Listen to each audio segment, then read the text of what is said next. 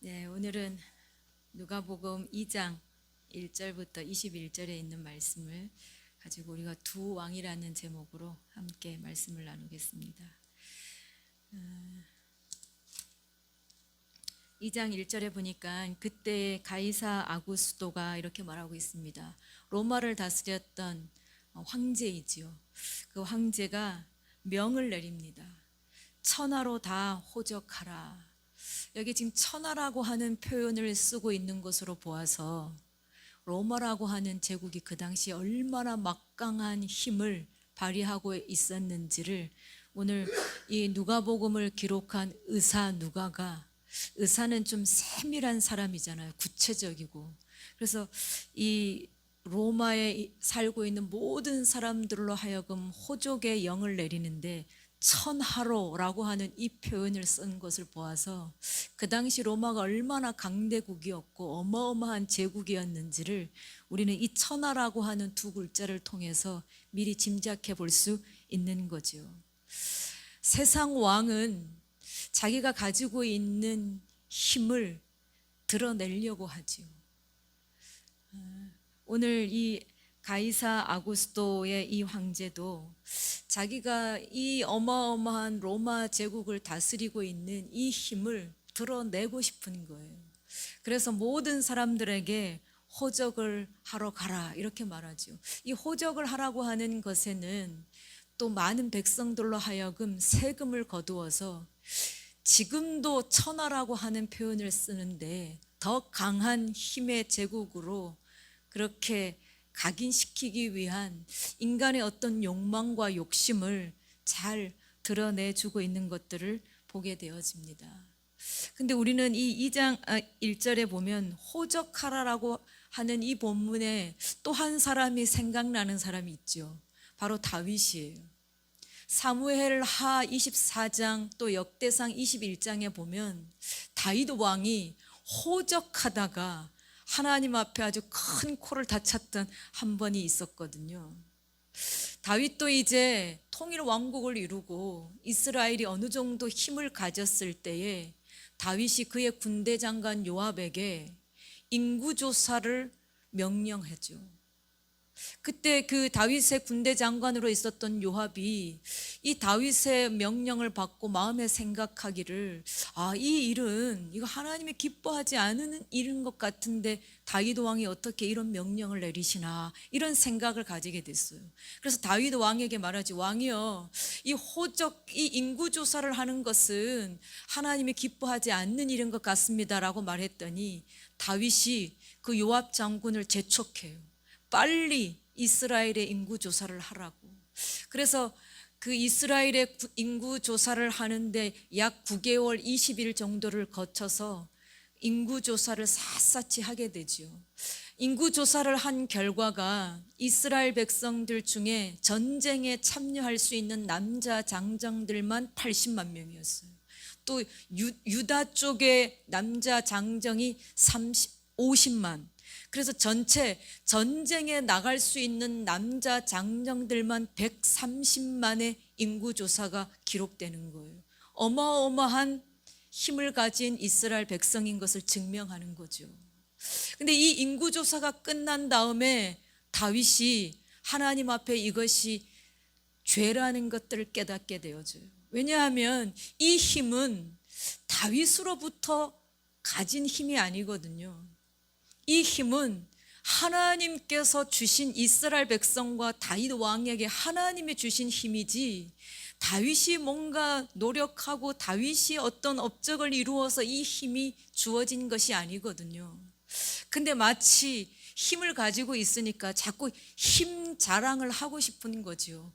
하나님의 사람이었던 다윗도 이 힘 자랑 한번 잘못했다가 큰 코를 다치는 거예요. 하나님께서 다윗에게 힘 자랑하고 있는 이 힘이 하나님의 힘인데도 불구하고 마치 그것이 자기인 것인 것처럼 한번 힘 주다가 하나님이 갓 선지자를 보내세요. 그리고 다윗 왕에게 하나님께서 3가지의 재앙을 제안하면서 그 중에 한 가지의 재앙을 선택하라라고 말하거든요. 그 중에 하나가 7년 동안 이스라엘 땅에 흉년이 살게 하는 것이었고, 또 하나는 다윗 왕이 다른 나라로부터 3개월 동안 도망자의 삶을 살게 하는 것, 또 하나는 다윗 왕국으로부터 그 인근에 있는 모든 이스라엘 영토에 전염병이 돌게 하는 거였어요. 이때 다윗이 이 세 가지의 하나님의 재앙 중에 선택했던 것이 세 번째 재앙이었죠. 전염병. 이때 전염병으로 인해서 이스라엘 백성이 하루아침에 7만 명이 죽음에 이르는 끔찍한 일을 당하게 되죠. 다윗이 힘자랑 한번 잘못했다가 이스라엘 백성 7만 명이 하루아침에 그냥 떼죽음을 당하는 엄청난 대가를 치르게 되었다는 거죠. 근데 오늘 세상 왕은 이 힘자랑하고 싶어서 견디지를 못하는 거예요. 오늘 가이사 아구스도도 로마 제국이 얼마나 강력한 힘을 가지고 있는지, 그리고 그 힘이 마치 자기의 것인 것처럼 힘 자랑을 하고 싶어가지고 천하로 오늘 호족하라라고 하는 이 명령을 내리고 있다는 거죠. 여러분도 혹시 힘 자랑하고 싶은 사람 없습니까? 우리는 아주 조그만한 것을 가져도 그 가진 것에 힘을 자랑하고 싶을 때가 참 많이 있어요. 그런데 가이사 아구스도와는 또 다른 한 왕이 등장하고 있어요. 누가복음 2장에는. 그 왕은 세상보다 크신 왕이에요. 그분은 전능하신 왕이시고 유일하신 왕이시고, 그리고 진짜 왕이세요. 진짜 왕이신 그 예수님은 힘 주는 왕이 아니에요. 힘을 빼는 왕이라는 거죠. 예수님은 오늘 이 땅에 왕으로 오시는데 본인이 가지고 있는 모든 힘을 동원해서 오신 것이 아니에요. 그리고 그 힘을 가지고 이 땅에 오시지 않고 세상보다 크신 진짜 왕이신 예수님은 힘을 다 빼신 채로 이 땅에 오셨다는 거예요. 오늘 로마 제국을 다스렸던 가이사 아구스토의 이 왕하고는 너무나 대조적으로 지금 이 본문 안에 등장하고 있는 거죠. 한 사람은 자기가 가지고 있는 힘, 그 힘을 자랑하고 싶어서 지금 안달이 나 있는데, 진짜 왕이신 세상보다 크신 예수님은 그 힘을 완전히 빼고 이 세상에 오셨다는 거예요. 본인이 가지고 있는 하나님의 아들로서의 그 하늘의 영광과 권세와 모든 힘을 뺀 채로 지금 베들레헴 말 구유에 정말 모든 힘을 뺀 채 예수님께서 왕으로 이 땅에 오셨다는 거죠. 너무 극과 극으로 지금 대조되고 있는 거예요. 근데 여러분, 예수님이 오늘 이 힘을 완전히 다 빼셨지만 그래도 예수님은 아무런 힘이 없는 것 같이 이 세상에 오셨지만 세상을 다스리는 유일한 진짜 왕이라는 거예요. 오늘 로마를 다스렸던 가이사 아구스토는 그 힘 가지고 막 발버둥을 치지만 결국은 그 거대한 로마 제국도 무너지고 말거든요. 오늘 진짜 왕이신 예수님은 힘을 빼는 거예요. 여러분, 우리가 그 진짜 하나님의 예수님의 그 나라의 백성이라면 우리가 해야 되는 일도 힘을 빼야 되는 일이에요. 우린 자꾸 세상에서 힘주고 살아가고 싶어 하잖아요. 목을 곧게 하려고 할 때가 많고 어깨에 막 뽕을 좀 집어넣으려고 할 때가 참 많이 있어요. 그런데 오늘 예수님께서도 이 세상에 왕으로 오시면서 완전히 힘을 빼셨던 것처럼 오늘 우리가 그 하나님의 나라의 백성이라면 우리도 이 땅을 살아가는 동안 우리가 해야 되는 일은 힘 빼는 일이에요. 우리가 가진 것을 자꾸 내려놓음으로 힘을 빼야 되는데 자꾸 우리는 세상에서 뭔가를 움켜쥐고 힘을 주려고 한다는 거죠. 힘을 주면 줄수록 하나님의 나라의 백성으로 살기보다는 이 땅의 백성으로 살아갈 가능성이 훨씬 더 커요. 오늘 이 땅에 있는 백성들은 더 많이 움켜쥐려고 하고 힘을 더 많이 주고 살아가고 있거든요. 그래야만 이 세상을 살아갈 수 있을 것처럼 착각하는데, 고린도 후서에도 보면 하나님의 사람은 어떤 사람인가 하면 근심할 것이 많이 있지만, 하나님의 나라에 있는 사람은 힘을 빼는 거예요. 힘을 빼니까 근심하는 일이 많은 것 같은데 항상 기뻐하는 거예요. 우리가 자꾸 힘을 주니까 근심할 일들이 더 많고 고민할 일들이 더 많은 거죠. 근데 힘을 빼면 그 근심으로부터 자유하고 기뻐할 수 있는 거예요. 그리고 힘을 빼면 가난하지만 내게 있는 것을 다른 사람과 나누면서 다른 사람들을 부욕해 하는 거죠. 이것이 하나님의 나라에 속해 있는 백성들의 삶이에요. 그리고 아무것도 가지지 않은 것 같지만 전부를 가진 자다라고 이렇게 말하고 있거든요. 예수님이 우리에게 이 땅의 왕으로 오셔서 그렇게 살아내셨어요. 예수님이 많은 백성들에게, 정말 근심하고 고통스러워하는 백성들에게 예수님께서 찾아가서 만나주시면서 그들에게 산 소망이 되어주셨고 그들의 삶의 기쁨이 되어주셨거든요. 그리고 가난하고 병든 자들에게 은혜의 해를 선포해 주셨어요. 이 땅에서 예수님은 여우도 굴이 있지만 예수님은 머리 둘 곳 하나 없다라고 말씀하셨어요.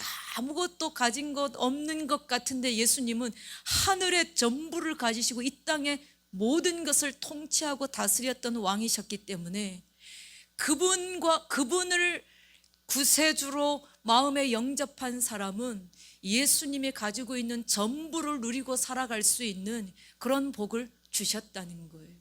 오늘 예수님은 이 땅에 왕으로 오셨는데 힘을 빼는 왕이었어요. 힘이 처음부터 없었던 게 아니라 강력한 힘을 가지고 있었음에도 불구하고 힘을 빼는 진짜 왕이었다는 거죠. 그런데 세상 왕은 있는 힘 없는 힘을 모아가지고 그냥 힘주고 힘 자랑하는 것이 세상 왕이에요. 여러분, 우리는 어떤 나라의 왕을 섬기는 백성일까요? 우리도 힘주고 지금 그 힘 자랑하고 살아가고 있다면 우리는 여전히 세상 나라 왕 밑에 살아가는 세상 백성이에요. 그런데 우리가 힘을 빼고 살아가고 있다면, 힘 빼는 연습을 자꾸만 하고 있다면 그것은 모든 힘을 빼고 이 땅의 왕으로 오신 예수 그리스도 그분의 나라의 백성이라는 거죠. 여러분, 우리가 예배하는 이유가 뭘까요? 힘 빼는 거예요. 세상의 욕심, 욕망, 내 뜻대로 살아가려고 하는 것, 더 많이 누리고 싶어 하는 이런 힘 빼는 작업이 예배잖아요. 예배하러 오면 이 모든 것이 헛되고 헛되다는 것을 다시 한번 우리가 마음에 결단하게 되고, 예수님 그분이 우리의 인생의 전부임을 고백하는 시간이 예배 시간이잖아요. 예배를 통해서 우리는 우리 안에 잔뜩 들어있던 힘을 빼는 시간이 예배이거든요. 오늘 저와 여러분이 정말 하나님의 나라에 속한 백성이라면 우리 힘 빼야 돼요.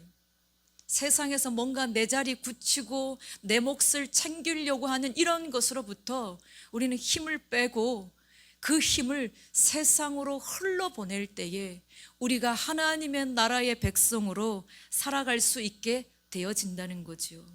오늘 모든 그 힘을 빼고 이 땅에 예수님께서 베들레헴 말 구유에 오셨어요.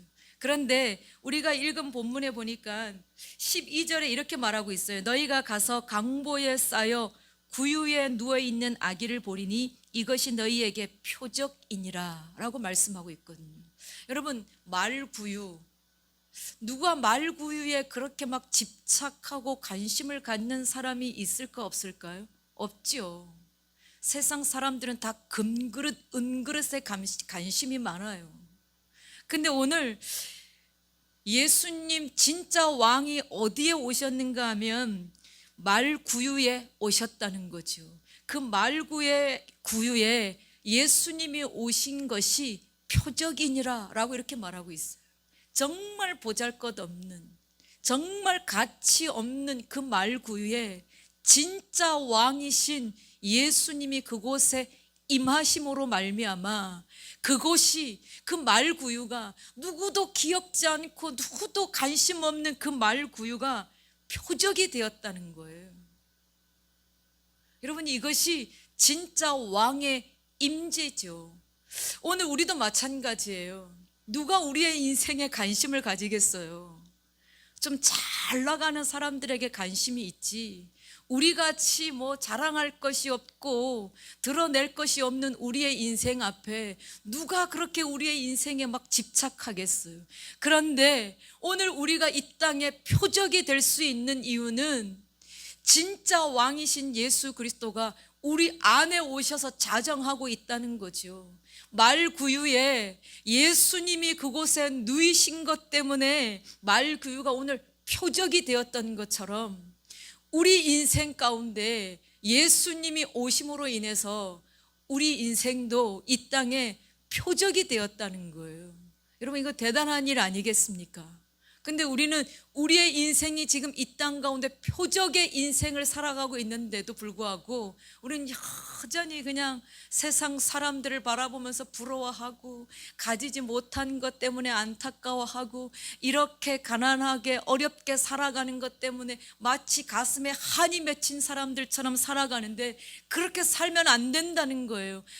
오늘 진정한 예수 그리스도를 왕으로 섬기는 그 하늘나라의 백성들은 오늘 예수님이 우리 인생 가운데 임하시고 있는 것 때문에 우리는 이 세상 속에 표적이 되고 살아가고 있다는 것을 기억하라는 거예요. 여러분, 표적은 뭐예요? 사람들이 주목한다는 거잖아요. 집중한다는 거잖아요. 거기에 뭔가가 대단한 것이 있어서 괄목할 만하다는 거잖아요. 여러분, 우리의 인생이 지금 예수 그리스도가 우리의 인생 말구유와 같은 우리의 인생 가운데 예수님이 우리 인생에 임재하고 계심으로 말미암아 우리 인생이 표적이 되었다는 것에 여러분 좀 확신을 가지고 좀 기쁨으로 자유하면서 이 땅 가운데 좀 그렇게 행복하게 살아갈 수 있었으면 좋겠어요.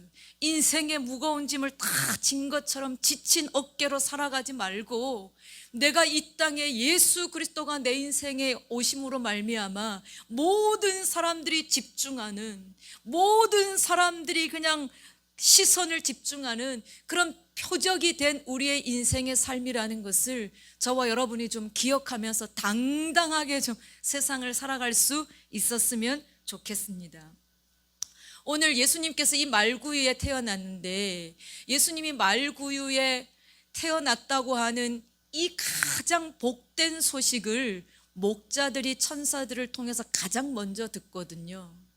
그리고 그 목자들이 베들레헴에 이 예수님이 태어나신 말구유에 그분을 경배하고 찬양하기 위해서 목자들이 찾아오잖아요.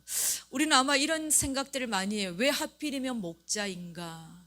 다른 사람들도 많이 있었을 텐데 이 땅에 예수님이 태어난 이 놀라운 사건, 모든 사람들에게 기쁜 소식을 전해주기 위해서 예수님께서 이 땅에 오셨는데, 이 기쁜 소식을 왜 하필이면 목자들로 하여금 처음 그 소식을 듣게 하고 목자들을 통해서 모든 사람들에게 그 소식이 퍼지게 했을까? 좀 대단한 사람들에게 이 소식을 알릴 수도 있었을 텐데 라는 물음표를 달게 되죠.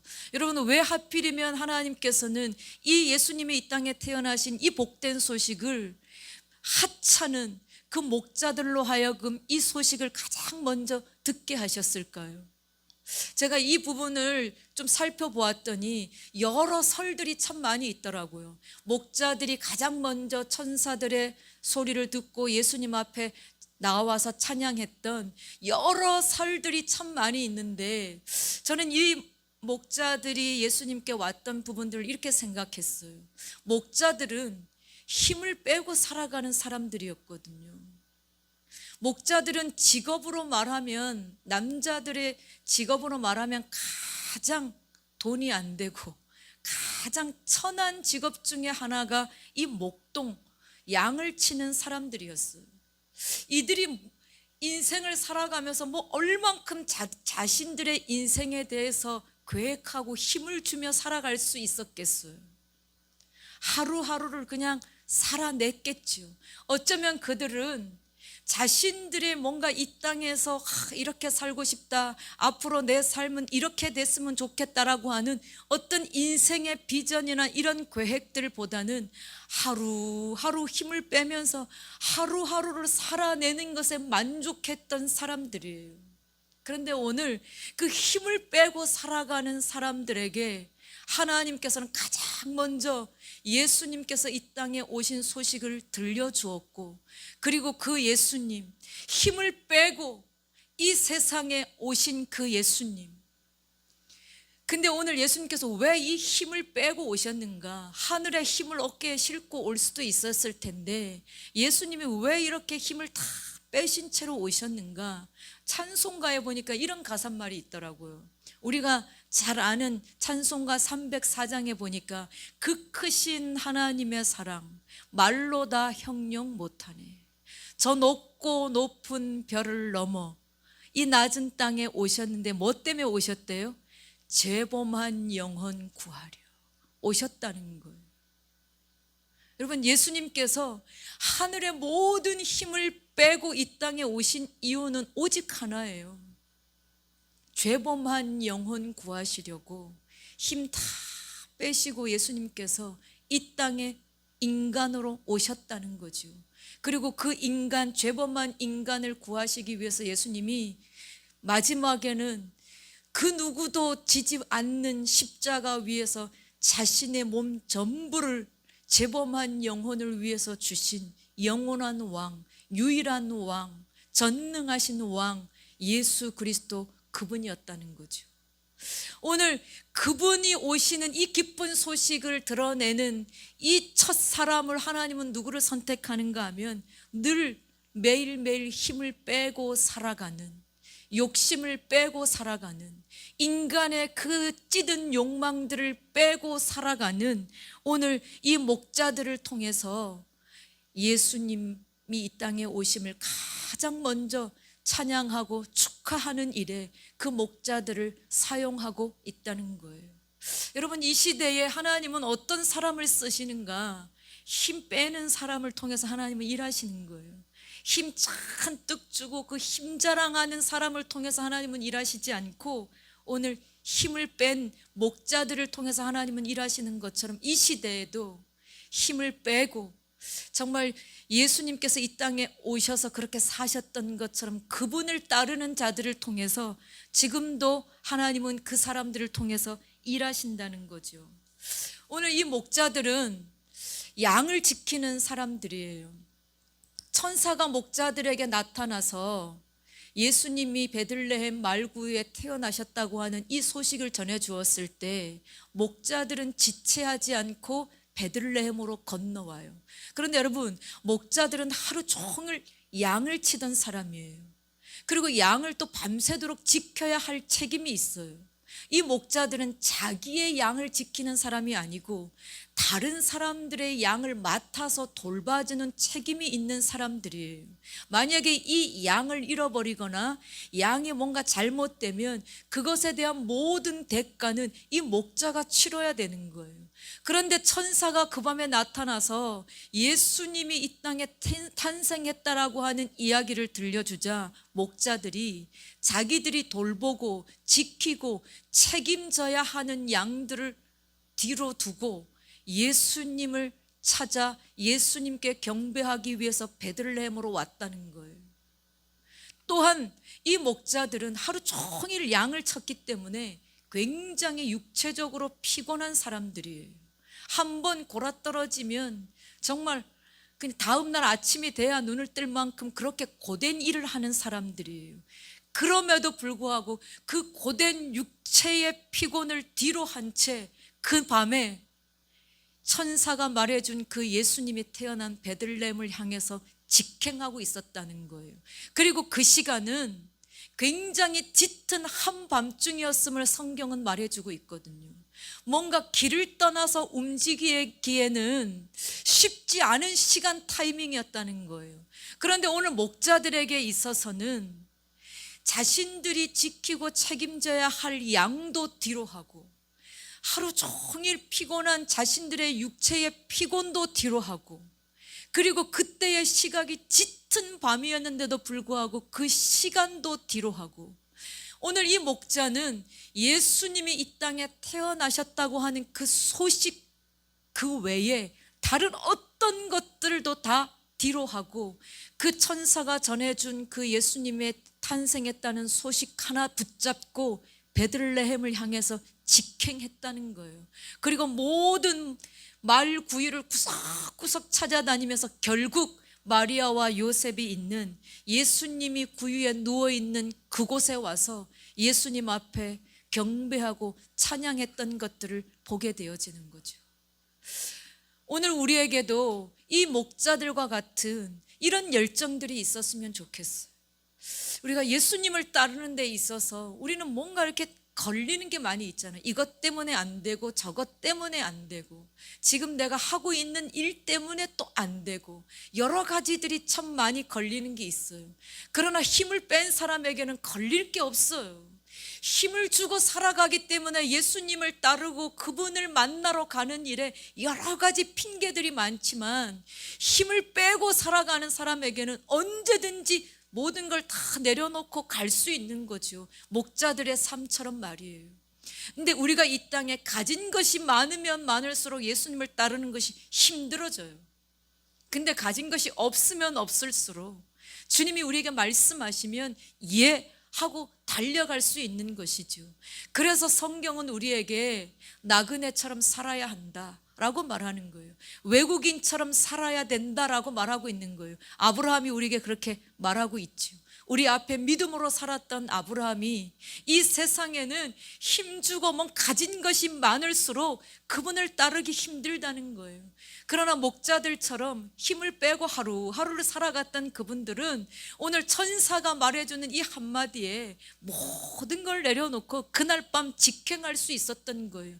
가장 먼저 그들의 눈으로 예수님, 왕이신 그 유일하신 예수님을 그들의 눈으로 보는 이 놀라운 은혜를 경험하게 되었다는 거죠. 오늘 우리가 읽은 2장 후반절에 보니까 이렇게 말하고 있어요. 그들이 보고 들은 그 모든 것을 많은 사람들에게 전해 주었다라고 말하고 있거든요. 여러분, 목자가 뭐라고? 어쩌면 순서로 매기면 저 뒤편에서 언제 예수님을 볼지도 모르는 그런 사람인데도 불구하고 그 사람들이 가장 먼저 이 예수님이 이 땅에 태어나신 이 놀라운 모습들을 그들이 가장 먼저 듣고 보았다. 그리고 그 모든 것을 다른 사람들에게 전해주는 그런 축복의 주인공이 되었다라고 성경은 말해주고 있는 거죠. 마치 요한복음 2장에 나오는 물떠온 하인들, 예수님이 어떤 일을 말씀하시든 순종했던 그 하인들이 물이 포도주가 되는 그 기적의 주인공이 되었던 것처럼, 오늘 인간적으로는 가장 미천한 자리에 있었던 목자들이 이 땅의 왕으로 태어나신 그 예수님을 가장 먼저 보는 그 영광의 주인공이 목자들이었다는 거죠. 저와 여러분에게도 이런 영광이 저와 여러분에게, 우리 교회에 또 임할 수 있기를 간절히 축복합니다. 기도하겠습니다. 하나님 아버지, 세상의 왕은 가진 것을 가지고 힘을 자랑하려고 합니다. 자기가 마치 그 힘의 주인인 것처럼 그 힘을 드러내서 자신이 어떠한 사람인지 많은 사람들에게 자신을 증명하려고 합니다. 그러나 세상보다 크신 진짜 왕이신 예수님은 이 땅에 왕으로 태어나시는데 모든 힘을 뺀 채 주님은 이 땅에 오셨습니다. 그것은 우리를 구원하시기 위해서라고 성경은 말씀하고 있습니다.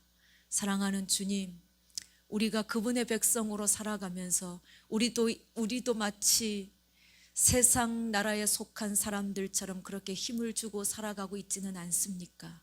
하나님, 하나님의 나라에 속한 백성처럼 우리 몸에 있는 힘을 빼게 해주시고 예수님을 따를 수 있도록 은혜를 베풀어 주옵소서. 가장 낮은 자리에 있었지만 그 목자들로 하여금 예수님이 이 땅에 태어나신 가장 영광의 순간을 먼저 그들이 보았던 것처럼 하나님 우리에게도 주님이 이 땅 가운데 행하시는 그 구원의 역사의 영광을 우리의 눈으로 보고 듣고 그 모든 것을 사람들에게 전하는 그런 목자들에게 주셨던 그 축복이 오늘 예배하는 우리 교회와 우리 성도들에게 그 복이 우리에게 있게 하여 주시기를 간절히 원하오며 예수님의 이름으로 기도합니다. 아멘.